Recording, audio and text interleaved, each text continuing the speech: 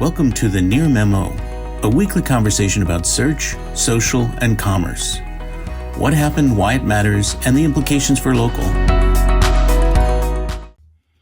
So let's bring it into local in a second, but I want to sort of play devil's advocate because, in a couple of previous experiences I've had, people always sort of juxtapose or oppose performance marketing and brand marketing. Brand marketing is seen as this sort of abstract thing that takes a long time.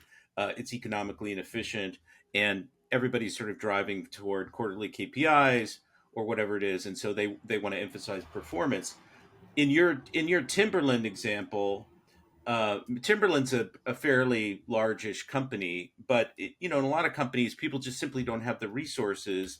I ran a small content team, and we didn't have the resources to write content for every single funnel stage, right? And it's just insane. It just you burn people out. They can't do top of funnel, mid funnel, bottom of the funnel, and so so everybody says, well, focus on the bottom of the funnel. People are going to come through to search. They're going to be, you're going to capture those people. So you sort of respond to that, the resource issue, and the enormity of that challenge, I think. Yeah, so I Or don't like. dispute it. No, I'm kind of with you on this. People have sort of, as you mentioned, sort of separated brand and performance. I don't think necessarily separate. I think that I have an article now in SEJ about this topic. They're not really separate. They come into play in different ways at different times. And I think that one of the things that you should be doing is leveraging the power of your brand to create momentum, to create opportunity. And that opportunity can be in search. Look, like the way I kind of describe it is, Google's like a moth. It's attracted to whatever has the greatest digital light. And a lot of that light creation has to do with the way you're positioning your brand and the way you're creating cadence with your brand. And you should be leveraging that power to be able to rank for things. So you're talking about resources, and you're trying to hit every piece of the funnel, every intent, and every time. I think that's a hard way to go about creating content. It's laborious. It takes a lot of resources. But if you can sort of create a brand and leverage that momentum and that power to rank for things, that you don't necessarily have to focus on that enormously wide corpus of creating topical authority and clusters because you can rely on the overall power of the brand. Look, a big brand, I know they do focus on clusters a lot. I don't think they necessarily have to the same way that someone who's trying to start off from nowhere, maybe you disagree with me, who's starting from zero, needs to create that sort of topical focus and topical quote unquote authority in order to show Google that this is who we are and that we are now relevant for this topic. If you could achieve that through another method, that would probably save you a lot of resources. Mike? So we saw an example of this in our research, consumer behavior research in local around the need for an employment lawyer. All of the employment law sites said basically the same thing with the title tags and their meta descriptions. And people made comments that every one of these websites looks exactly the same. And what we saw there was this 55-45 split between organic and local, most people going to organic. But when Google introduced local service ads, which include the elements of brand, the business name, the years in business, the ratings, it switched from 55-45 to one-third. People abandoned local, abandoned these sort of lame title tags, and flocked to local service ads, even though they might have said, we're ad skeptic, we don't like ads. But the ads included these elements of brand name, years in business, reputation, and the Google, of course, the Google guarantee, whatever. So just a good example of what you're saying. I want to make a comment, and then I want to go into what you're saying a little bit more, Mike.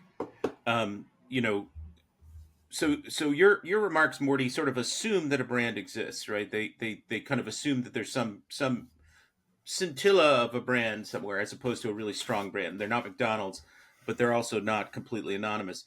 And so there's this whole question of how you build the brand in this context to get the benefits of brand that you're talking about. Your comments assume the benefits of brand, and this is a long conversation I want to sort of come back to. I just wanted to put a pin in that, and then talk about Mike's example, because I think it's really interesting and it's relevant to our audience. the elements of an LSA are not brand per se. They're brand proxies, or they're in brand. They're suggestive of something that is like a brand, right? Great reputation, an image, uh, years in business. All these things sort of roll up into a brand of sorts, right?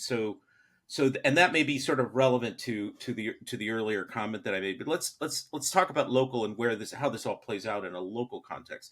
Because most people, when they're looking for a service, you know, doctor, lawyer, handy person, HVAC person, whatever, they don't have a brand in mind. I mean, unless you've sort of seen the truck driving around and you kind of know them and you're looking for them, they don't. They're just looking for the best version, or the best, most affordable version in the category.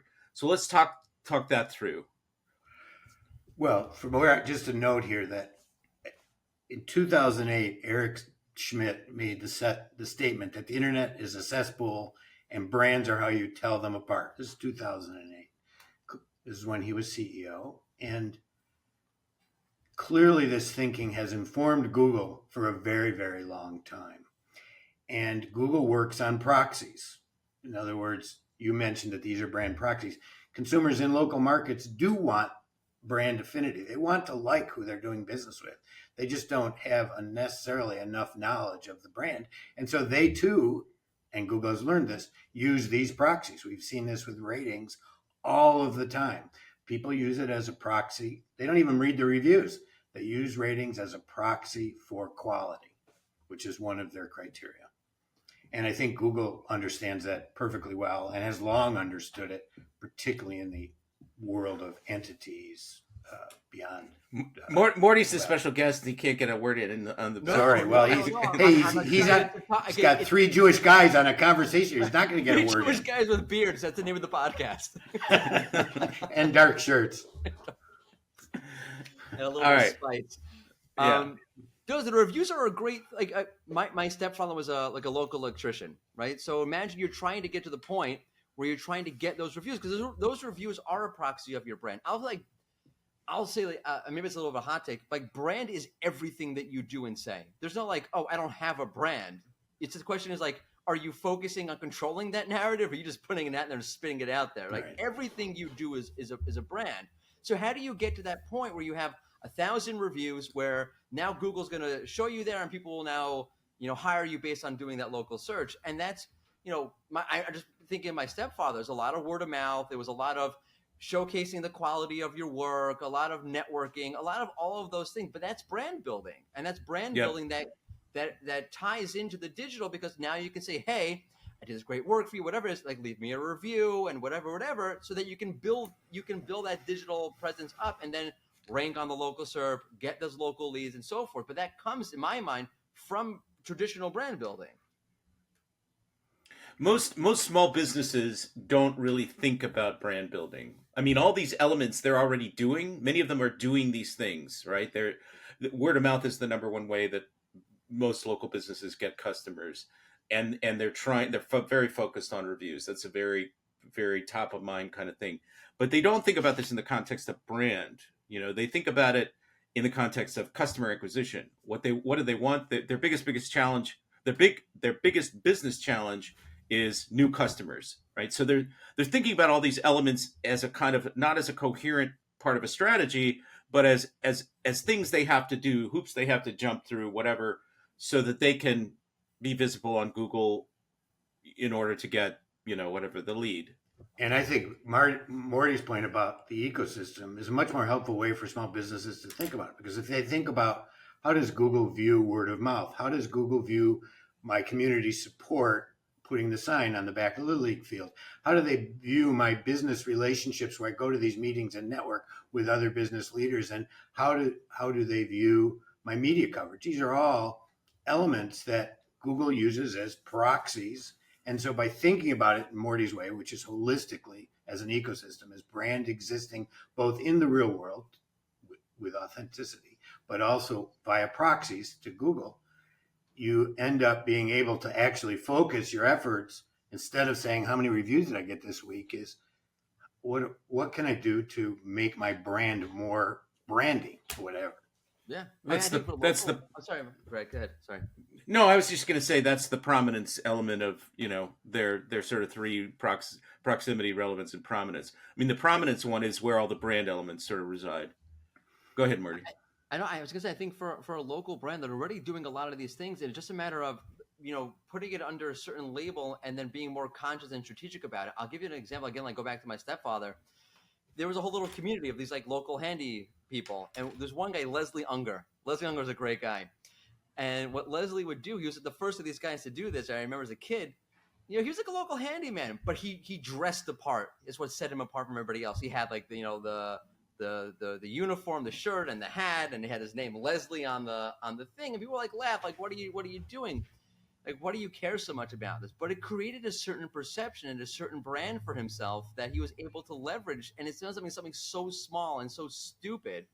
But when you create that association and you create that position, that's brand positioning in a way, right? It is Yep, brand positioning, and that for sure. it leads from one thing to the next thing to the next thing. I think the thing to remember about brand, it's in my mind, it's really all about momentum. That one small thing about I'm going to differentiate myself by wearing the uniform, having my name on my chest, create a little bit of momentum, which created a little more momentum, which opened up opportunities. And now, once you create opportunity for yourself, now you can steer things in the direction that you want to go.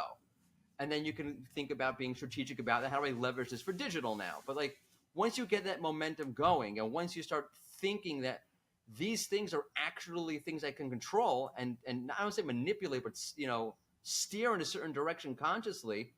That's what it means to do brand building for, I think, for a local business. You're already doing it, but you're putting it in a very strategic and conscious way. Throughout my career, if I can call it that, I've written a lot about the connection between online and offline, right? And how consumers use the internet as a way to make choices in the real world. But the other side is true, that offline behavior, as you're sort of saying by implication, impacts the online world very much. And Miriam Ellis, no longer at Moz, but used to write the local column at Moz. I guess it came out monthly. Regardless, it was always a really instructive and interesting column. And she wrote about Ace Hardware, and it was a really great kind of case study. And the sort of short version is that somebody was talking on Twitter about why is Ace still in business given Home Depot and Lowe's and they've got cheaper prices and bigger selection. Why does Ace even exist? And then there was this huge groundswell of Ace loyalists who answered that, had an enormous response. And they listed all the things about Ace that were different, quirky, sort of embedded in the community, service, et cetera, et cetera. And I thought this is a perfect example of how what you're doing in the real world, no digital marketing there necessarily, really sort of shows up in the online world. And it was a very interesting expression of brand loyalty that was the kind of cumulative summation or impact of all these things that they were doing that made it completely different in the minds of these people from Home Depot and Lowe's. Just to tie that back to historical situation in local, they used to have a section in the local business profile called web references, which is highly referenced in this leak. And in these references, you would see things like links, but you would also see things like a mention of the business in the New York Times, which didn't have a link, but you would also see blog posts mentioning the business or even blog comments mentioning the business. In other words, this is something that Google recognized, what you're saying. Brand visibility as a factor way back, and didn't call them links. They called them web references. They were just a reference to a known entity that they could associate. And they've carried that forward through Eric Schmidt's idea and into the world of the knowledge graph. And we were talking before we started about Google, and Search Engine Journal also had an article about a patent. You say something about that, Morty, because I was going to bring up the same point, right? Great minds, right? Yeah. Roger Monti was covering a patent. I think it was from 2012. Is that what he said it was from? Something like that. Something like that. Yeah. Where basically Google's able to track the branded mentions related to a product or service and make that sort of like entity connection between, shoes and Nike, for example. So there's so many people searching for Nike and shoes. Nike must be a player within the shoe space. They deserve to have some ranking juice behind their pages, which makes sense. I don't think you need a patent to say Google's probably doing something like that. It makes a heck of a lot of sense. They're clearly able to do something like that. So why wouldn't they?